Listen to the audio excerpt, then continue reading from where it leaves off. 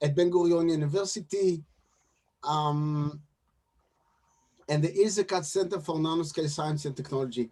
My research is not on climate per se. I did a lot of research on solar energy when I was about a year and a half in industry, where I learned everything there was to know at the time about solar cells. But per se, I'm not a climate scientist.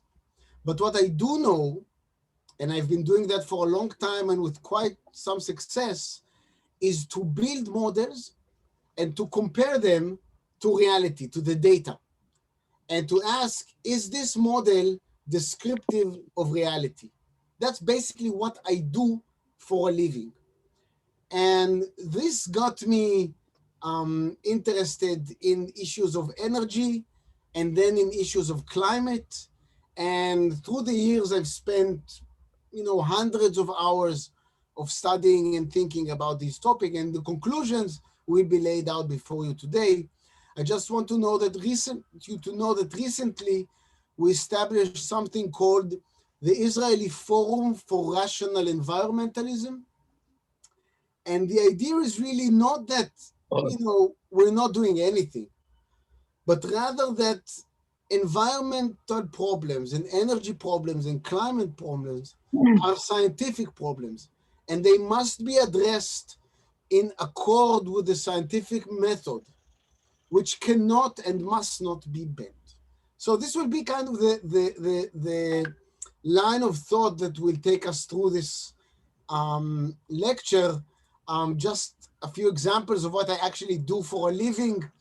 I study photocatalysis a lot. I study things like molecular junctions and actually photosynthetic systems. So this is a little bit about my theory and the things that I do, just to show you that I'm actually a scientist, that I didn't invent anything.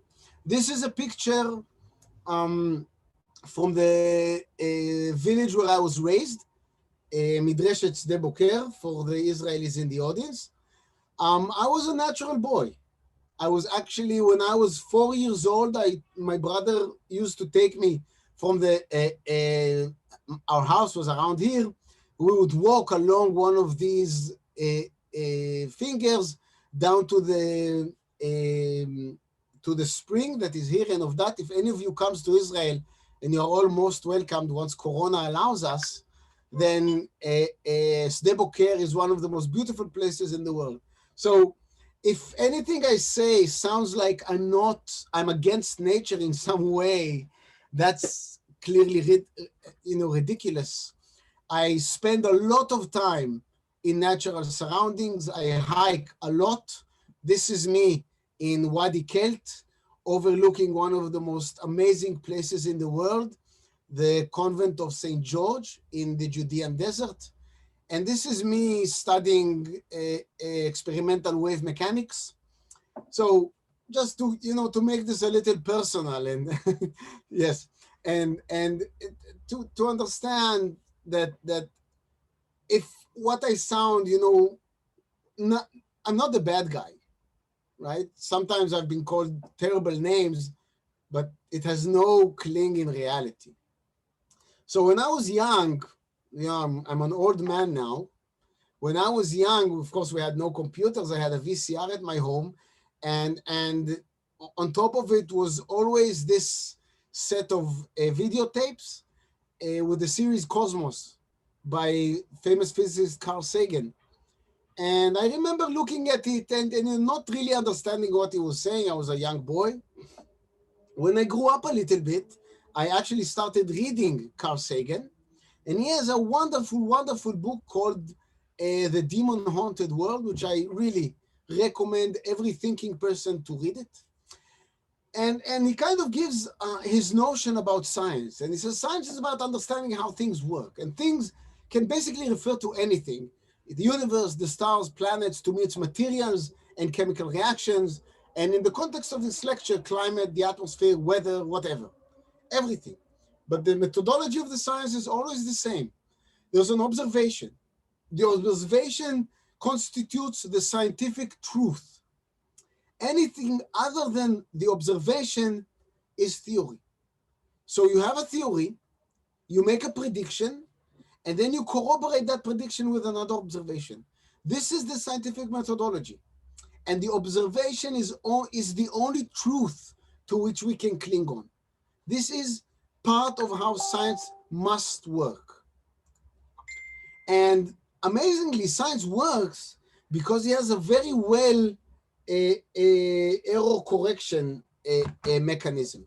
And the error correction mechanism of science comes in various ways: public knowledge, peer review, conferences, repetition of experiments, and what I call healthy skepticism. Oh, there's a Y missing here.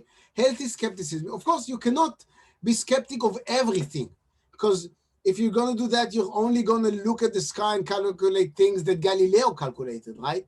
We have to start somewhere. But healthy skepticism is an engine for science, which must be kept. And I'm sad to say that in the atmosphere we have today, especially in the fields of climate science and energy science, there's no real atmosphere of debate and skepticism. The American Physical Society writes that the evidence for global warming is incontrovertible. Controvertible from the word controversy. Incontrovertible, that cannot be in controversy. Global warming is a common. So you can argue about the exact ratio of the electron mass and the electron charge, but you cannot argue that global warming is or isn't occurring, right? President Obama writes that the science is settled, but science is never settled. This is a property of science. And climate deniers, and I will use that word for now, I would rather call myself a climate realist, but climate deniers are dangerous to our children, right?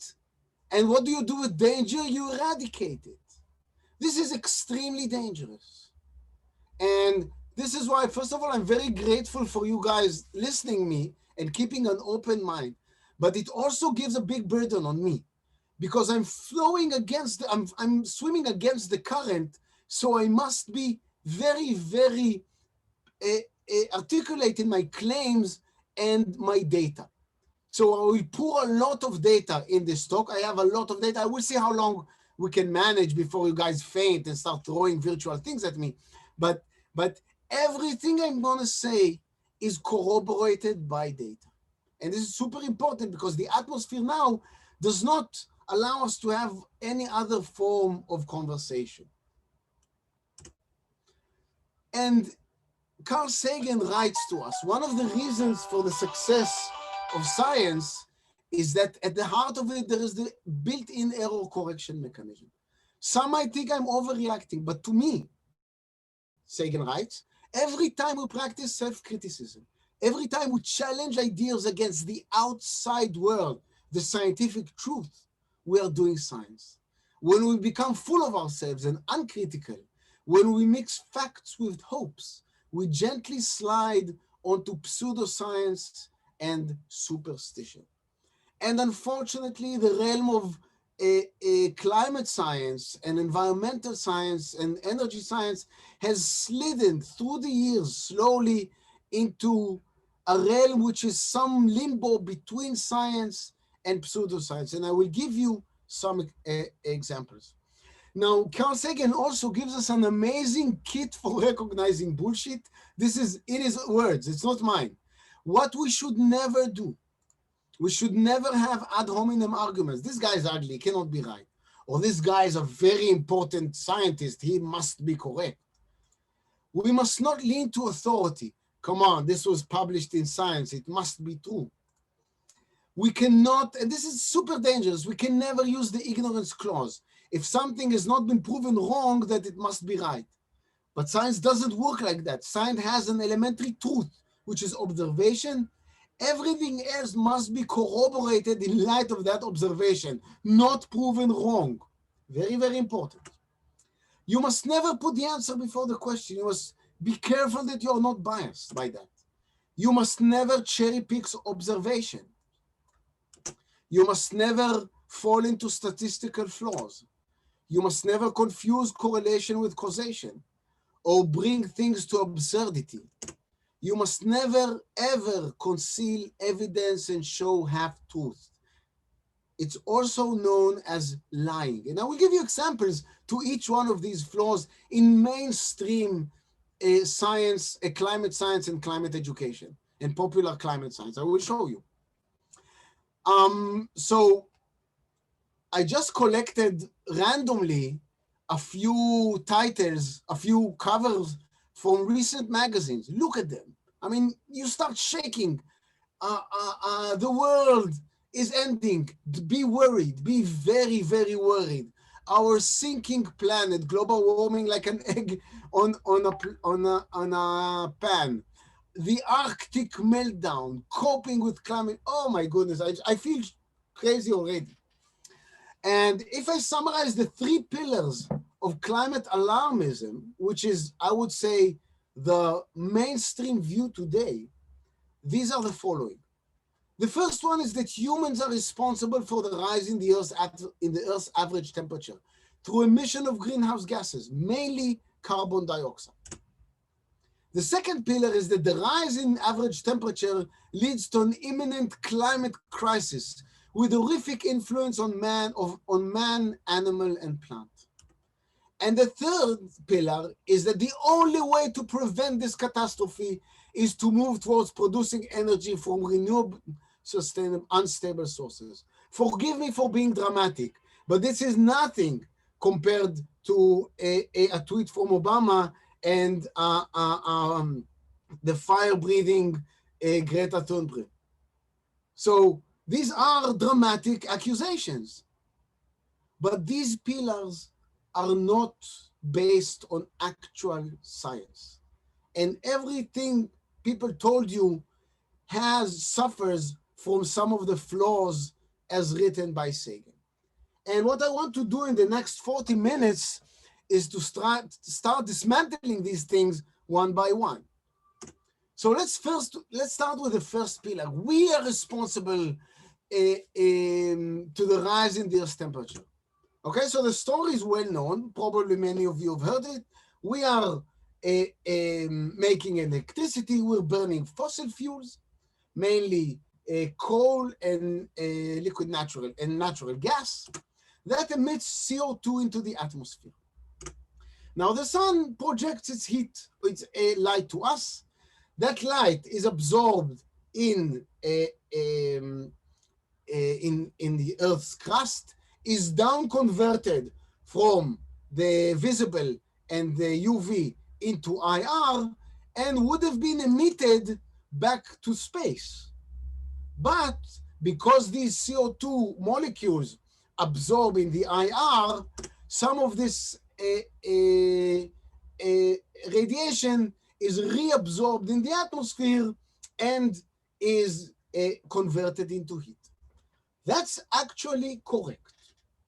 However, there are several things to point out. First of all, CO2 is not the major greenhouse gas. 95% of the greenhouse effect in the atmosphere is due to water vapor, which has nothing to do with our industry. It's just there. So this mechanism depends on an extra step, crucial step, which is the feedback. I don't think I will go into all the details, but it's a crucial step which has never been proven wrong, amazingly enough. And I will show you the proofs that people have.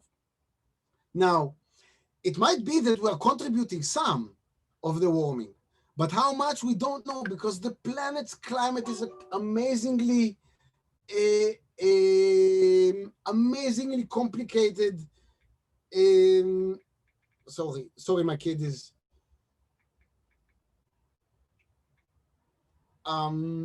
amazingly complicated. It's a revolving sphere with multiple interactions, illuminated non-uniformly. It's an extremely complicated problem. So maybe we're contributing, but how much? We don't know. I will get to that. So here is the global temperature, right?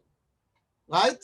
If I'm saying right, then right. No, it's not the global temperature. Wrong, guys. You've seen this graph before if you looked at the IPCC. It's not the temperature of anything.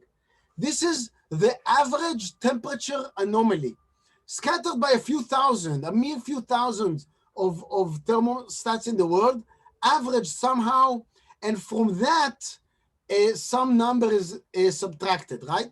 It's not a temperature of anything. It goes from minus 0.6 Celsius to around 0.4 centigrade. And it's actually flattened out in the last 20 years or so. So there was an apparent rise of about 1 degree centigrade in the last 100 years or so. Okay, but that's not a real temperature. So how would that look if we, for example,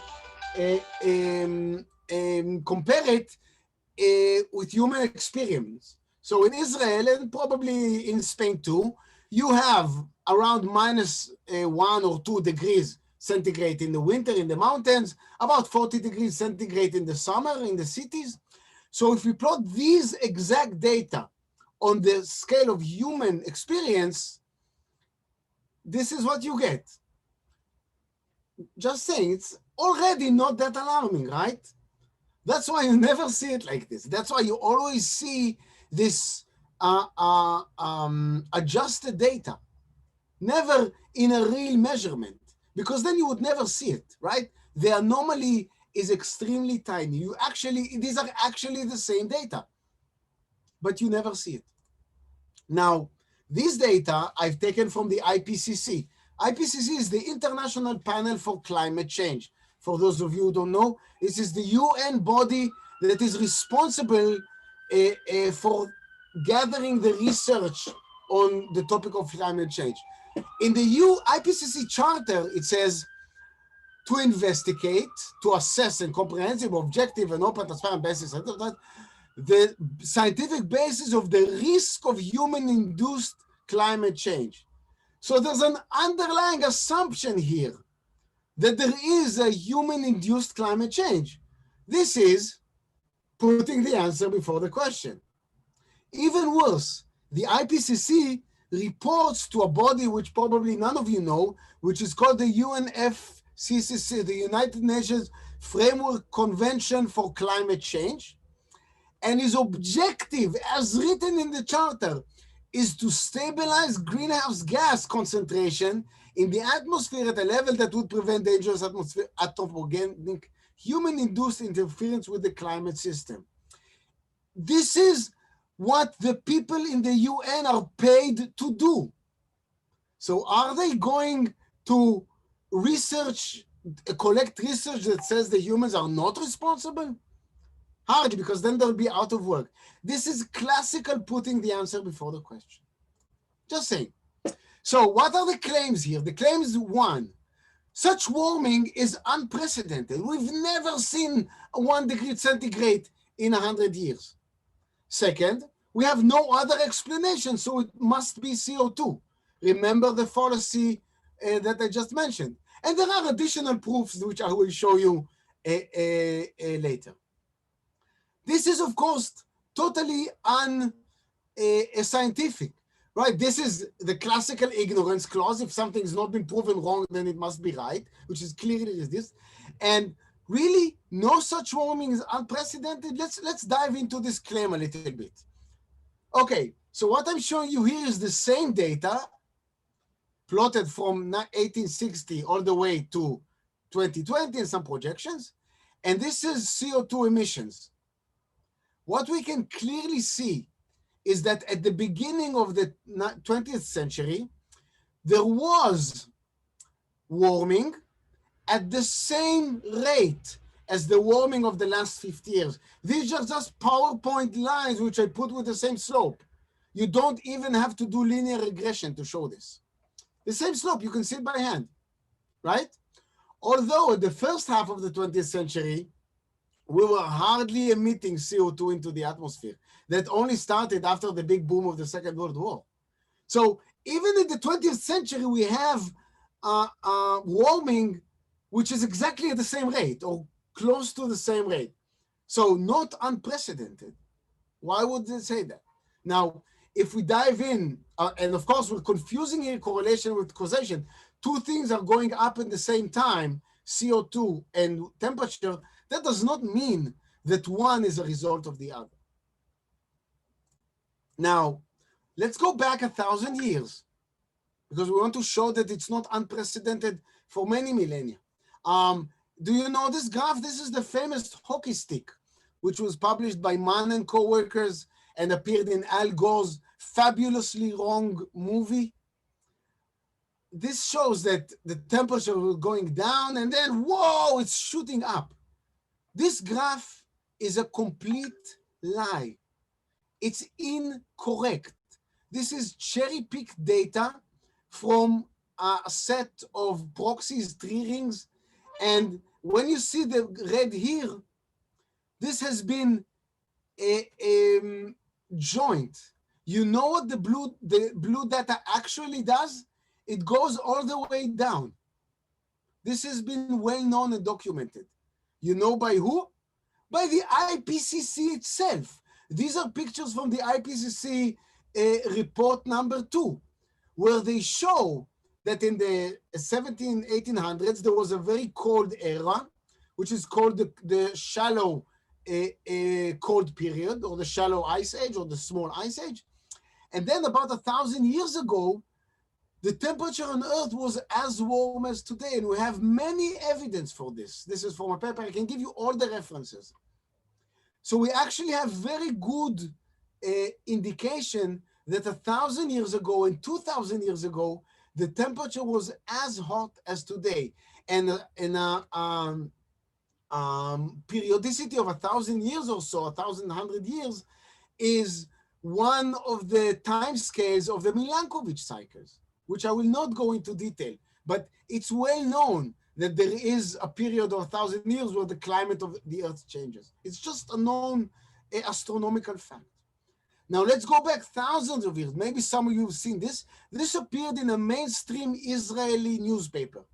So I'm showing it here, but you've probably seen this. What this guy did, Professor Daniel Rosenfeld, a very esteemed professor, he took data for 800,000 years back.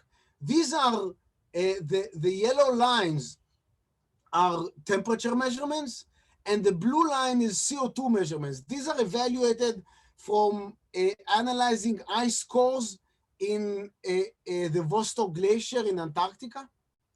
Now, you cannot argue with this. Look, they are one on top of each other. How can you say that CO2 is not correlated with temperature? Well, I can say it because I've seen the raw data.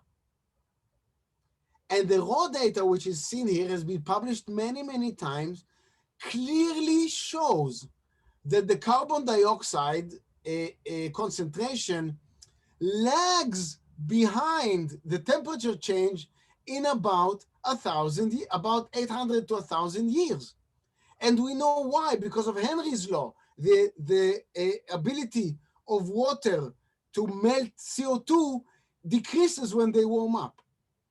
This has been known. And what this guy did is basically lying. He took this point, and this point, and this point, and this point, all the points where this graph cross, he took them and put them on one graph. Some would call it cherry picking. I call it blunt lying. But that's the level of argumentation that one faces in the field of popular climate science. It's just wrong. It's just lying. It's cherry picked. Now, another guy from the Hebrew University showed this. He showed, well, look, the top thing is solar radiation, and the bottom line is the average temperature of the oceans.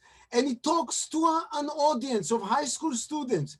And he says, well, I don't see any correlation, so sun cannot be responsible to warming. First of all, you cannot say anything about a process of 100 years looking from data on 100,000 years. That's basic physics. Second, do you really not see the correlation?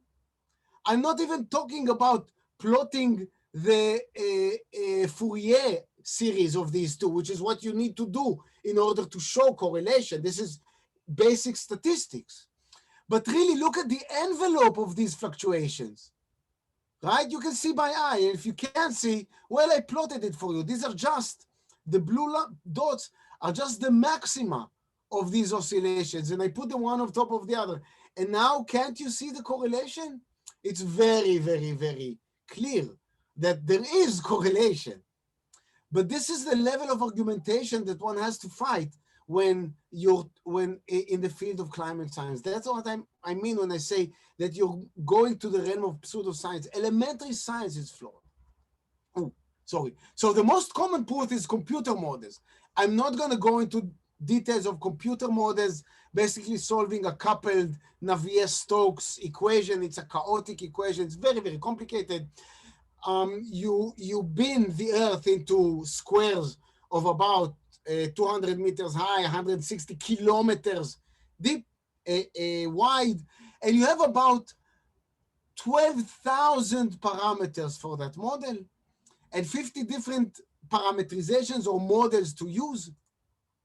And what people from climate sciences will say, well, it must be CO2 because when we plug in CO2 into the models, we get right the data. And if we remove CO2, we get this flat line. So it must be CO2. This is a proof of nothing, right? And let me just use Feynman's words. I'm sorry for being blunt, but but computer models are like masturbation. If you do it too long, you start mixing it with the real thing. This is not scientific truth. It's just a computer model. What you put in is what you're going to get out. But amazingly enough, these computer models are extremely bad, right? They get this curve right, but this is just one number out of an immense number of climate characteristics. But the models must fit the observation, not a observation. They must fit the observation, the scientific truth, right? For example, there is something called the double ITCZ, intertropical convergence zone, which is where clouds merge because the two currents merge. Now, in reality, on the planet, there is one intertropical convergence zone. In all computer models, there are two. Now, the intertropical convergence zone is one of the major factors of climate. Unbelievable, but no one knows it. No one's talking about it. Of course, in the community of climate scientists, you actually read papers trying to solve this problem. But that doesn't make everyone afraid to say, oh, maybe our models are wrong. They're not getting the Indian Ocean oscillation correctly. They're not even getting the temperature right. So this is the models that they average upon, right? And all these lines are the temperatures for different models. And the measured black line is the average measured temperature. Why are you even considering models which show you 3 degrees below or 3 degrees above the measured temperature? Why are you even considering them as relevant for anything? Now, of course, they're not getting the distribution of temperature in the atmosphere. They made terrible, terrible work at actually predicting the global warming. These was the predictions, and these are the measurements. Only one model out of 52 actually got it right. Unbelievable. But this is the proof that people use to say that global warming is man-made. Oh, this is what we call the equilibrium CO2 driving constant. This is the number that tells you how much the world will heat if you double the amount of CO2. And you see it's between 1.5 and 4.5. This is the knowledge that we had in 1979 when a report called the Charney report came out. The first report asking what is the human effect. So we didn't know that number. After 30 years of research, hundreds of billions of dollars spent into climate science, the report from the IPCC actually shows us the same unknown, same range of unknown. We've made zero progress. And you know why? Because we're asking the wrong question. We are not asking, are humans, we're not asking why is the climate changing, but we're asking how are humans changing the climate. These are two different questions. One is a scientific question and one is not. And therefore you have very little scientific progress. This is an amazing number. So much for the warming itself. Now, that said, the Earth is probably warming, right? We're moving out of the ice age, the little ice age. We're maybe contributing a little bit. The Earth is warming. So people say, oh, never mind. We still have to do something because there's a climate crisis. So the first thing people say is, oh, we must be sure because of the sea level rise. This is again from that paper in the Israeli magazine.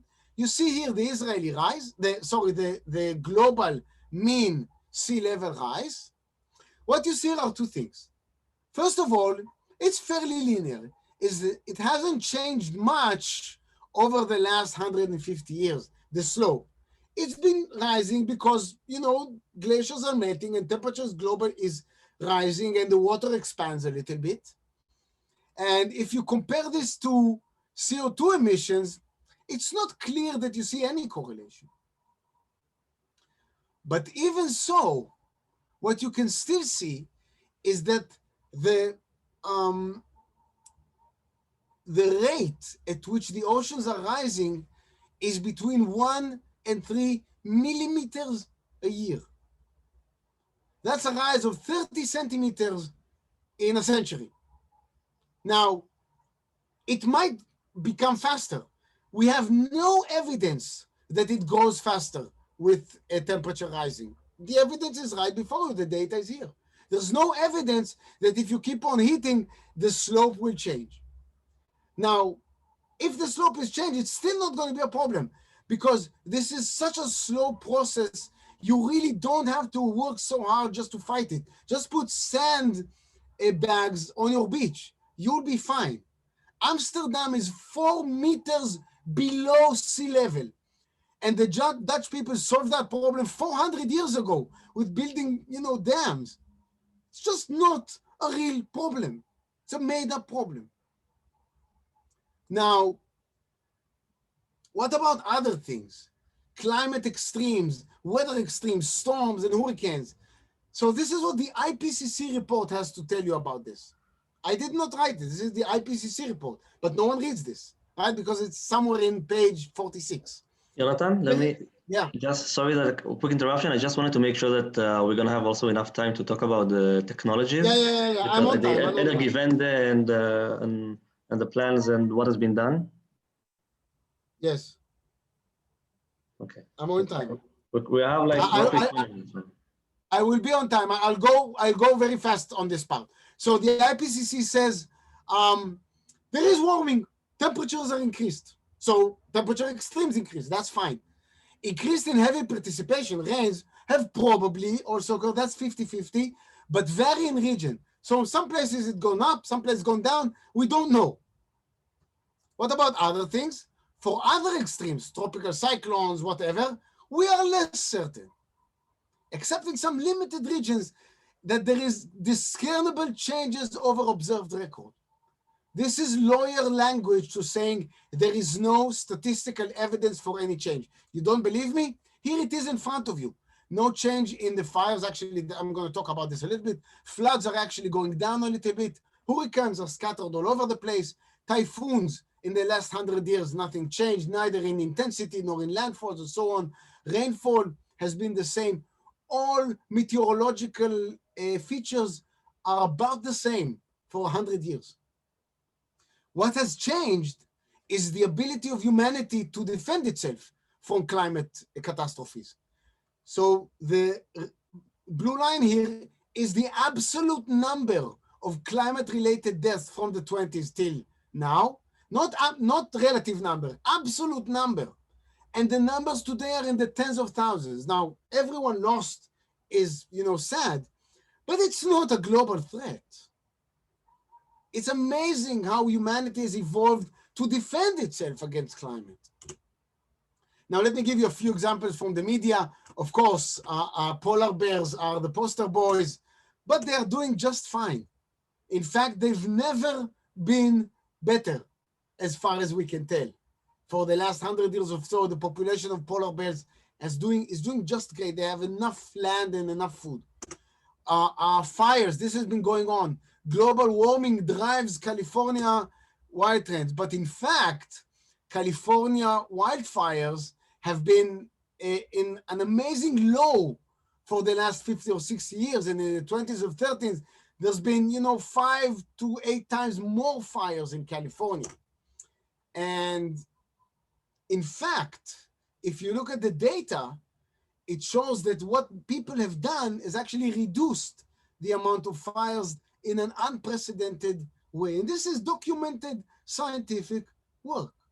There's no question about that in the science, maybe in popular media, but not in the science. This is from the Israeli news.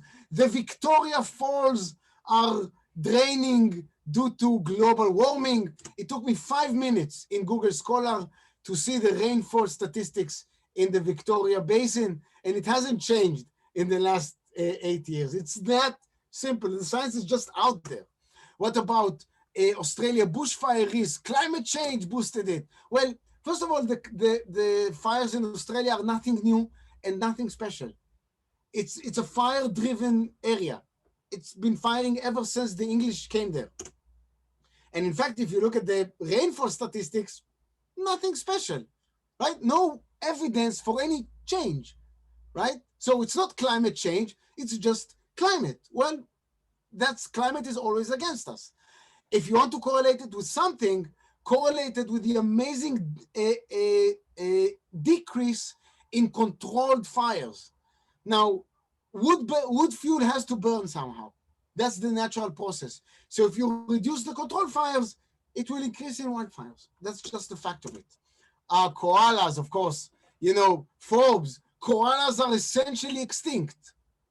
Not even close. There are about 450,000 koalas. They're not even an endangered species.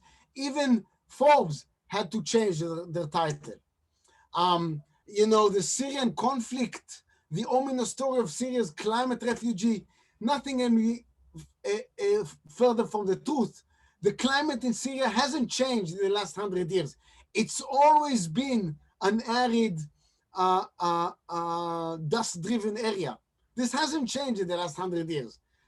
What has changed is other things. Heat-related, I'm not going to go into this. Okay, some data. Okay, so if you want to be amused, go into this website.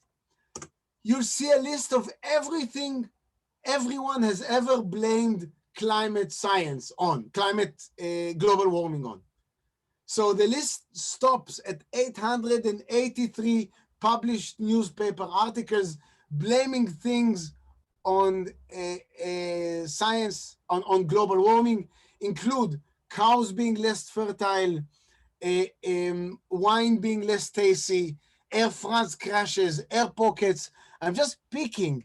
Cats have, less ordered hair, bird strikes in engines. Just anything you can think of can be correlated with global warming. Something goes up, global warming goes up, they must be correlated. But this is not science. It's not even speculation. So if you want to take 2 things from this part, is these 2. One, from this part, the first is the one, there is a slight temperature increase. I'm not going to say there isn't.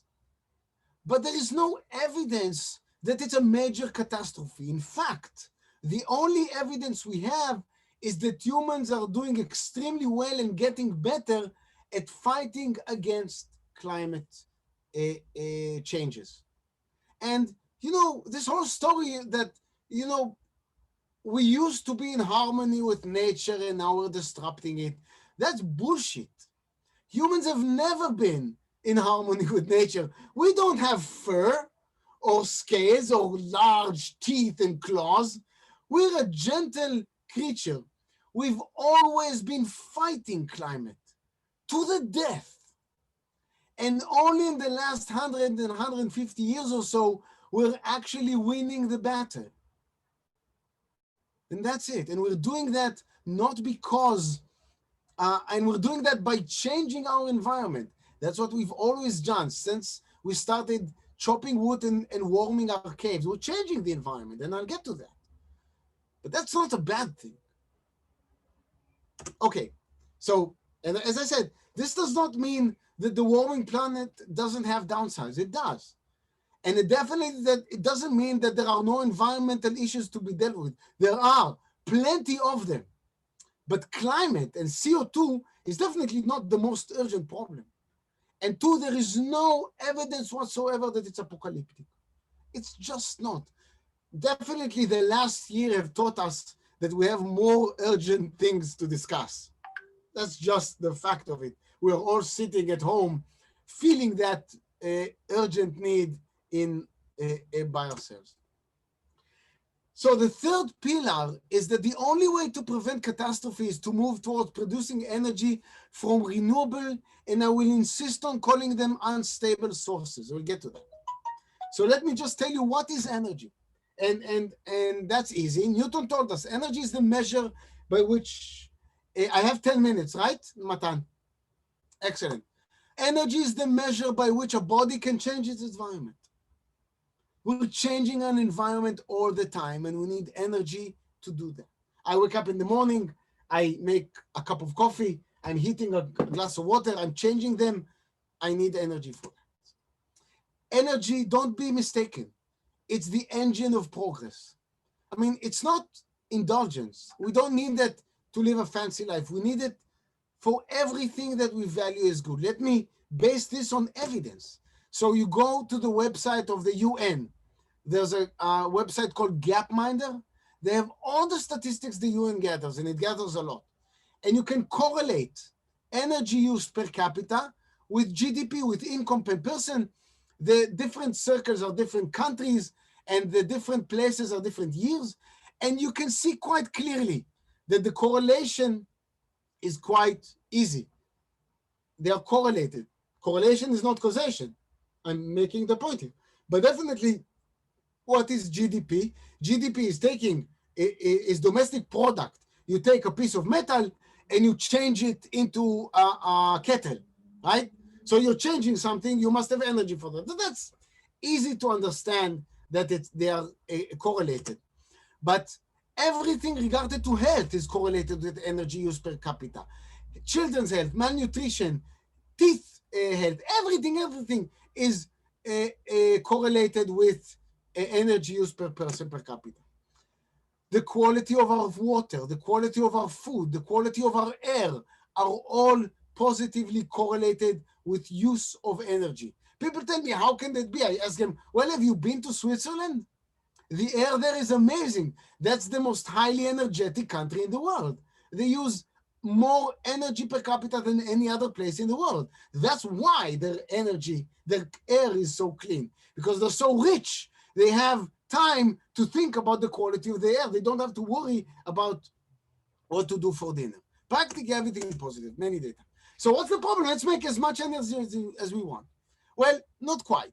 First thing is the law of conservation of energy. You can only use what you have as a resource, right? We burn fossil fuels, use their energy, and they'll go, right? And the second thing is that Earth is basically a spaceship, right? What we have on the planet is what we have on the planet. We cannot overuse things because we're going to run out. That's basically the key. So how do we use, what are the energy uses, the global energy consumption? Well, about 85 to 90% of what we use is fossil fuels, coal, oil, and natural gas. Nuclear energy provides between 2 and 5%, depends on how you evaluate. Renewables are about 5%. That's all. And what we hear from GETA and climate marches, this is actually from Madrid last year, and this is from Tel Aviv. We must go to 100% renewable energy. We must go there because CO2 is driving global warming catastrophe. We have pollution from fossil fuels, and soon fuel will run out. We must do that. But we're not doing that. We're not even close. Less than 5%. Why? Are we bad people? I mean, what's wrong with you? Why don't you want green energy? Well, in order to understand that, we need to understand how you produce electricity. And this is, for example, one way not to produce electricity. You cannot break the rules of nature. You cannot break the laws of physics, right? We are bound by the second law of thermodynamics, and we are bound by the law of conservation of energy. So how do we produce energy? Well, the most popular way is basically power plants, right? How does that work? You take a big barrel, you fill it with water, you close it, you make a tiny hole at the top. Then you heat it from the bottom. Now, the water heats up, becomes steam, comes out from the barrel with a very, very high pressure, which rotates a turbine. The turbine has magnets and coils in it, and that generates electricity. So when I was young, we had this kind of thing on our bicycle to use on our bike. It's called a dynamo in Hebrew. I don't know if that's the word, right? But that's basically the principle. Now, how you heat the water defines your power plant. If you heat it by burning coal, then it's a coal power plant or a gas plant. If you use a nuclear reaction, it's a nuclear power plant. You can actually couple the turbine directly to water falling down a waterfall, then you have hydro, or you can plug them in the wind. And you also have passive production, photovoltaics. That's a nice picture I actually took in Germany. Photovoltaic. I mean, really, no, I mean, this was in a field outside Bremen. In Bremen, there are 300 cloudy days a year. Do you really think solar, honestly, I mean, it's just sheer stupidity. Thermoelectrics and batteries. There is another very important way to make energy. I'll get to that at the end. So I'm running very, very fast because I only have a few minutes. So wind and solar, they're nice, they're romantic, we love them. But the most important property of these forms, the most important physical characteristic of these energy generation methods is that they are intermittent. Wind only works when there's wind, and sun never works at night. Trust me, I checked. There is nowhere in the world where there is sun at night. Nowhere. It only shines during the day. And this intermittency is apparent in the data. This is from the last Energiewende report, the energy transition project in Germany. This is the installed capacity of wind farms. And this is how much energy was actually produced, how much electricity was actually produced. Now, we need power all the time. These are just a bunch of data showing, cities and power stations and whatnot. So typically the base load of power we need at night is about 60 to 70% of what you need during the day. So you just need to have a power plant doing that all the time. This is a picture I took in Singapore at nighttime. Now, more than the third of population of humans live in cities, which need about 70% of the base load during nighttime just to ventilate buildings and lit them up. There's not much we can do about that. We need that power. And remember, power is not a pinuk. It's not an indulgence, something we want to be happy lovey-doveys. We need that to maintain our food, our water, our highways, our hospitals, our universities, our education system. Everything depends on power. Everything is power. In Israel, more than 60% of drinkable water is produced by converting electricity into drinkable water. We need them. We need power. There's not much we can do about it. So, unreliable source of power always requires constant fossil fuel backup. That's it. So that makes them expensive because you're running a power station but not buying the electricity from it, and basically no CO2 reduction or any other pollutants for that matter, because the power plants are still working. And this is a well-known engineering fact. Let me show you some of the data. And okay, we start with expensive. This is a map of the correlation between installed unstable, unreliable energy sources and residential electricities.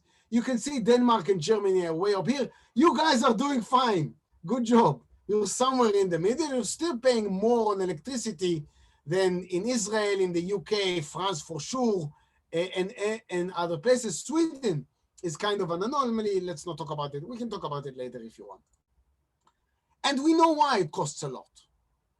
Because you have to subsidize it.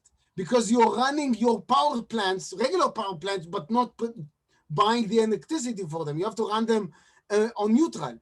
So this is a breakdown of the German electricity bill. And you see you have a grid fee, which also has increased. That's 25%.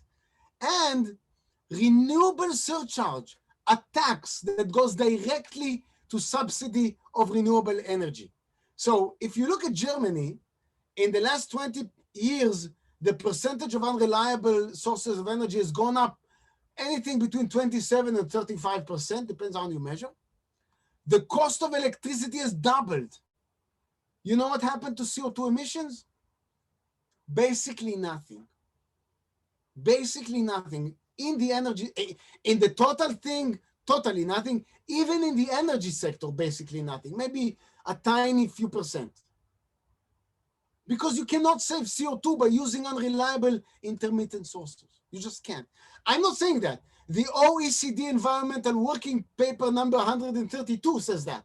That's not me. It's saying these climate policies significantly increase the installation of renewables. Well, you're subsidizing renewable installation, you're going to increase the installation and renewable generation. These had no robust effect on emission. That's a well-known fact. And the Germans spent about €1 trillion on this. €1 trillion. Guys, and this is about pollutants. This is renewable energy percentage in Germany. That's the blue line, the black line. And these are different pollutants, sulfur oxide, NOx, and other organic compounds. What you see is quite amazing. The minute you start pushing more and more unreliable sources, you're actually lowering the rate of reduction in pollutants. When I looked at this data, I was amazed. I said, this can't happen. So I downloaded the data for the UK, and it actually was quite the same. Not as robust as in Germany. That's unbelievable. You're not saving anything. Why are we doing that? I don't know. Spain are not doing any better. This is your GPD per capita. You had a rough few years. I know. I have friends from Spain. You've been feeling it. This is your CO2 emission. It follows the GDP. This is the electricity production in Spain. It also follows the GDP. You know what the change due to solar and wind, and you guys put a lot of solar power here. You know what it did? Nothing. Sorry, guys. You bet on the wrong horse. What can I do? You spent hundreds of millions of euros on something which is completely futile, and we know when we understand the engineering reason for that. Now, I'm not going to go into storage. There is no way you can store so much energy. The Tesla story in South Australia is plain and simple bullshit. It's a tiny thing. It's just PR.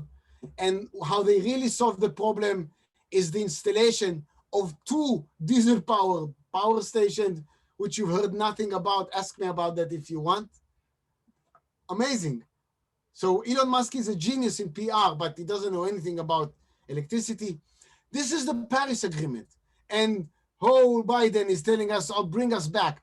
The Paris Agreement, most effective policy, the US will spend $300 billion a year. The EU will spend 600. China will spend 400, Mexico will spend 600.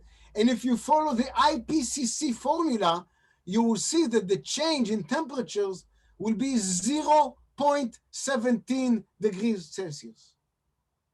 That's unbelievable. Now, a guy called Lord Monckton did a calculation. I'm not going to walk you through the calculation, but in order to change the temperature by 1 degree, you would need to spend about $2 quadrillion in 20 years. That's about 50% of the global GDP. That's the number, right? That's based on data. Now, If you read Bjorn Lomborg's paper and book, you will see that the UN welfare projected to grow by 450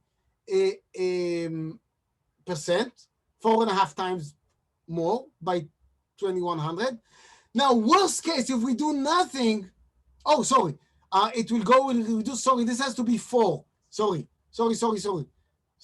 Oh, that's a terrible typo on my part. Sorry, 443.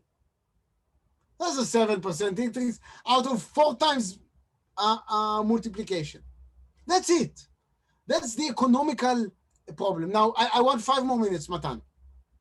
So you go to Renewable Energy 21 report, 2017, because it's in squares, and in 2018 and 19, they did it in circles, but it's the same.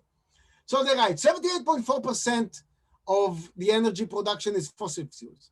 2.3 is about is nuclear power, because this is not not electricity, but power. And 20% is renewable energy. Wait, oh, I just told you it's a few percent. How come it's 20? Oh, let's chop it in, let's look. 10% is modern renewables. 9.1 is traditional biomass. So out of these 10%, 4.2 is biomass, geothermal, and solar heat. That's solar panels that you have on your water to boil water. Has nothing to do with electricity. Half of it, a third of it is hydropower, that's great. And about 1 or 2%, maybe 3% now, is wind and solar. What are these 9%? You know what that is? Chopped wood and cow shit, which people burn in order to heat their homes. This is a picture of Earth at night. It was taken by a satellite. It was taken in the course of a few days. The Earth is not flat. I know I'm denying some stuff, but some stuff I take as correct. The Earth is not flat. So you need to take a few days to take the picture. You see where humans are changing the Earth. You see the West Coast. You see Rio de Janeiro. You see Europe. These are you. This is you guys somewhere here. This is me somewhere here. Look at this. Look at Africa. Look at Central South America. Look at Southeast Asia. They're not changing their environment. In fact, it kind of looks like there aren't any people there, right? But there are more than 1.4 billion people living in this dark area. 1.4 billion. Third of the population there burns wood and animal shit to generate heat. That's the major challenge. How do we bring the blessing of power and energy to the third world without running out of resources? That's the main challenge. Now, people are saying, let's go to 100% renewables because we are white and rich, and we don't care about the black population in Africa, which will be stuck in poverty. Now, I'm using harsh words and I'm angry, but I'm not joking. Because out of fear of CO2, oh my God, climate catastrophe, the World Bank and the development banks and the European investment banks are halting investment and funding of fossil-based power plants. And they are condemning the African population to eternal poverty because you cannot rise above poverty without power, and you cannot make power with unreliable intermittent sources. You just can't. And if you want to read first-hand account on this, you should definitely read Michael Schellenberger's new book. Just a must-be read. First-hand account of how this works. Now, I'm finishing, Matan. So this is a comparison between Israel and Spain is about the same, and Kenya. Israel has a population of 10 million. It has 10 power stations with installed capacity of about 50,000 megawatts. Kenya has a population of about 50 million with 4 power stations and about 2,250 megawatts. Divide 1 by the 2, multiply by the population, you see that if the average Kenyan would want to spend as much electricity as the average Israeli or Spanish for that sense, he would have electricity for 45 minutes. That's it. That's how you want them to escape the poverty trap? With 45 minutes of electricity, that just can't be done. And attention, when you're making everyone afraid of climate, you're drawing attention and funding away from real environmental problems. So I'm not going to talk about nuclear power. I don't have any anytime. Ask me about that later if you want. So I'm summarizing. There's no scientific proof that the temperature rises mostly from human activity. This just isn't. What can I do? Maybe there will be. And then this talk will be completely different, I guarantee you. But as far as I know, there is none. And trust me, I've read. There's no evidence for climate crisis, just speculation based on computer models and whatnot. But out of this fear, we are causing great damage, both locally, because we are spending too much money on electricity prices, and typically the people who pay are the weak parts of the population. The poor pay for this. And on the global scale, because we are keeping the poor in Africa and Central South America and Southeast Asia, we're keeping them poor.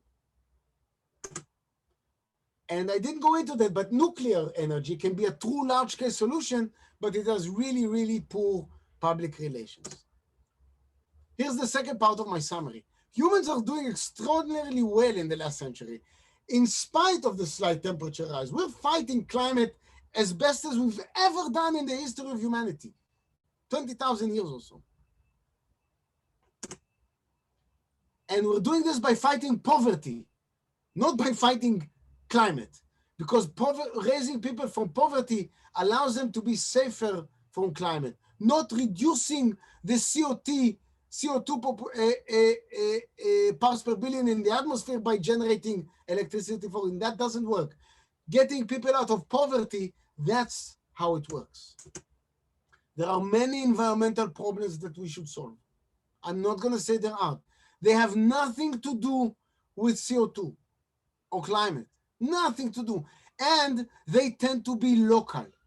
So the ocean pollution in Indonesia should not and does not bother the population of Sweden or Swiss, because they have no ocean in Switzerland. So it's just not a problem for them. Environmental problems tend to be local, not global. So why fight them in a global scale if they tend to be local? Just solve the problem. And there is actually one true renewable source, and that's human ingenuity. And I'm a great optimistic. And when we face big problems, we can solve them. But we have to do it in a scientific way. That's the human way of solving problems, not sliding into pseudoscience and mystical beliefs, but doing real standard rule-based science. I think I'll end here. Thank you very much for listening to me jabber. Thank you very much, Professor Yonatan Dubi. I think we maybe have just time for one or two quick questions. If anyone still remain with us until this time still wants to ask. Yeah, I'm sorry I took a bit over time, and you see, I still didn't get a chance to talk about everything. I just took a few examples. Yeah, sorry guys, go on. Hi, Jonathan. I have one question for you. Yeah. It's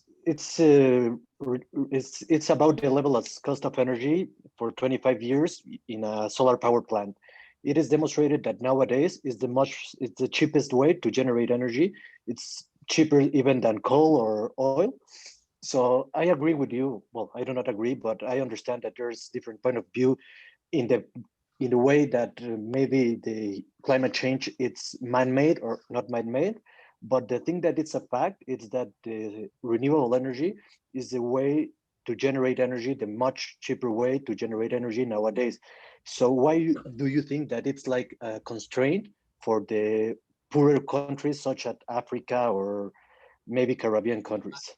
I will answer, and this is this is an amazingly good point, Eduardo, because the levelized cost of energy has become the central number everyone talks about. But that's not the important number. When you look at the power grid, the generation cost is one number, and you can argue whether the levelized cost of production is larger or smaller or about the same. I might agree, I might not. That actually depends on the solar panel when it's produced and whatnot. But that's only one parameter. But modern power grids must be reliable and stable. Now, keeping a power grid reliable and stable has an immense cost. And that cost is never put on the ticket of solar power. It's just, oh, it's a different cost. So and in Israel, we have the same problem. They're buying electricity from someone who tells them, well, we're going to generate the power at, I don't know, 15 Israeli cents per kilowatt hour. That's slightly lower than the power, the levelized cost of energy from natural gas, maybe. But the cost of keeping the power grid stable is put on the grid, and that diffuses to the consumers. So just talking about LCOE is almost cherry picking. It's not cherry picking, but it's not truly understanding the requirements of a modern grid. Now, people are talking about microgrids and maybe niche populated areas and things like that, where solar panels might be cheaper. When they are cheaper, I'm all for it. But there are two things you must understand. One, after 20 years, you're going to throw away everything you did. All the solar panels, all the silicon, all the cadmium oxide, everything you used for that solar panels is going to become garbage. It's not a sustainable way of doing things. No one talks about it. That has a cost, which is never placed into the LCOE. Second thing, unless you have some source of energy at nighttime, there's no point about talking about solar panels. There was another point that I was going to say, but I forgot because I got all excited. Okay, did I answer, or at least a partial answer? Yes, Jonathan. Yeah. I may add, Yoni, that you always have to consider the backup that need to keep running. Right. In order This is the to point. flat This is the line. cost, definitely, boss. This is the cost of stability. And it has a Yes, cost. You can actually... But as long as you have like an interconnected grid, a big interconnected grid, such as I'm from Mexico, and if we have a big interconnected grid, and if you have sun, maybe in Sonora, in the northern states, you can provide energy to the southern states. Right. So as long as you have if you have only one intermittent power, I agree with you. But as long as you have a lot of powers, a lot of renewable, a lot of solar turbines, I just remembered what I wanted panels. to say. You are definitely correct. In theory, you are correct. In practice, there is not a single place on earth where electricity costs went down upon the installment of unreliable sources. It never happened. When it will happen, I will be all for it. I'm just saying, in current modern day grids, in Central European places, definitely in Mexico City, I mean, places like that, I've been to Puebla last year, the best 2 weeks of my life. Places where a population of millions which need electricity in the city, the grids just don't do that. So if you build a new grid from scratch, maybe, I'm all for it. Yeah. But when you're buying now electricity to be poured into the existing grid, you're punishing the poor. That's what you're doing.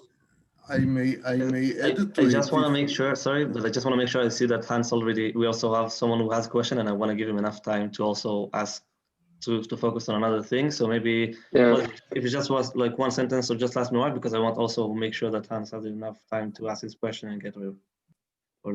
Yeah, thank you very much. It's kind of related as well, because I was adding to Eduardo's point, the fact that capabilities within energy storage, obviously you mentioned Sweden as an outlier because they're doing really well, but until now it's quite cost inefficient. Do you believe that will remove the factor of needing a backup factor, or so future? I mean, for the future, not today. First of all, the current technology is based on lithium-ion batteries. That's a 60-year-old technology.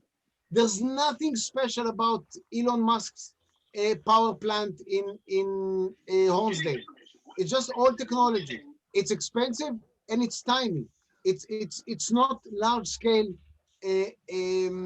electricity storage. Now, many of my good friends are working on it. Trust me, I'm in the chemistry department.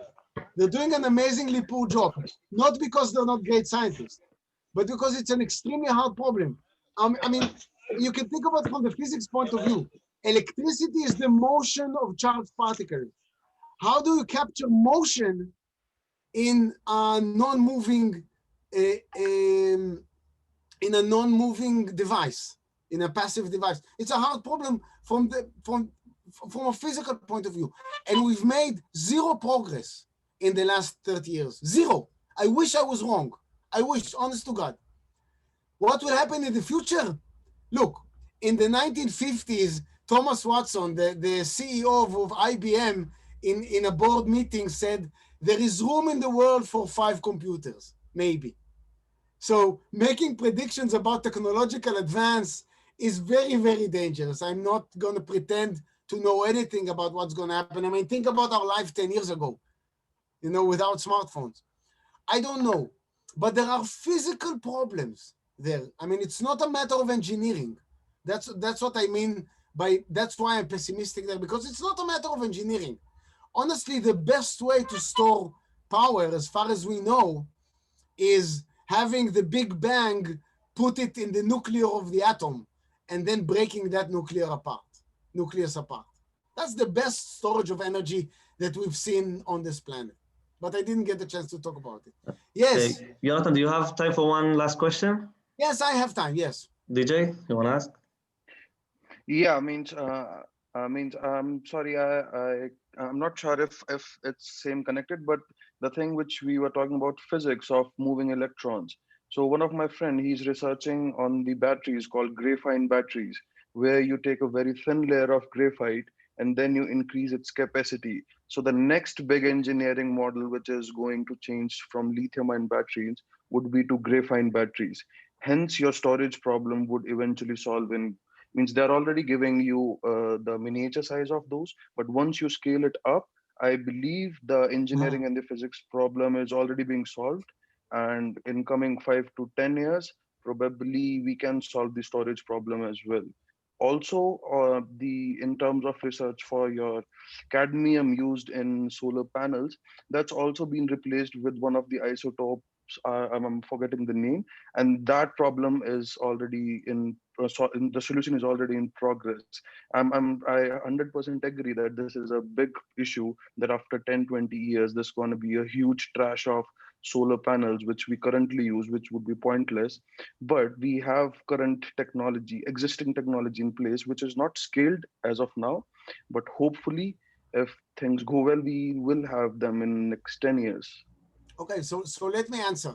First of all, Hans, notice that VJ did what I was too scared to do, and that is to make a prediction, a technological prediction about the future.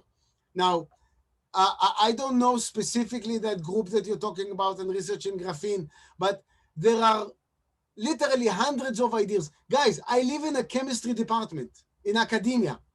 You know, improving solar panels and making supercapacitors and hydrogen fueled tanks is all my friends do, is all what my friends are doing. There's tons of funding into research, and that's a good thing. And I hope they succeed. I really hope they do. I'm not, as I said, I'm not against anything. But what I'm saying is that, one, currently, there is no such technology. Now, there's no such technology. So investing now in intermittent unrenewables is a bad idea. Once there's technology, maybe. But before there's technology, investing in this is a bad idea. And the second thing I wanted to say is, you know, personally, scaling up is typically the bottleneck of technology. I mean, showing a desktop lab experiment proof of concept is so much more easier than scaling up. I will give you a live example. My good friend Lior Azulai from Bar Ilan University is one of the world experts on hydrogen storage and hydrogen-based batteries. for automotive power generation. One of the world experts. And he tells me, Yoni, we are almost there. It now costs $1,000 per 10 miles. We need only to reduce it by 100 and we are there. So I told him, yo, are you going to do that? He says, look, let me explain to you what a scale of 100 means. When you walk, it's 6 miles per hour, is 6 kilometers an hour. If you have 600 kilometers an hour, you're flying a jet across the Atlantic. So that's the scale of things. It's 100-fold. Now scaling up, we say, oh, we have a proof of concept, maybe we'll scale up. Maybe you will, maybe you won't.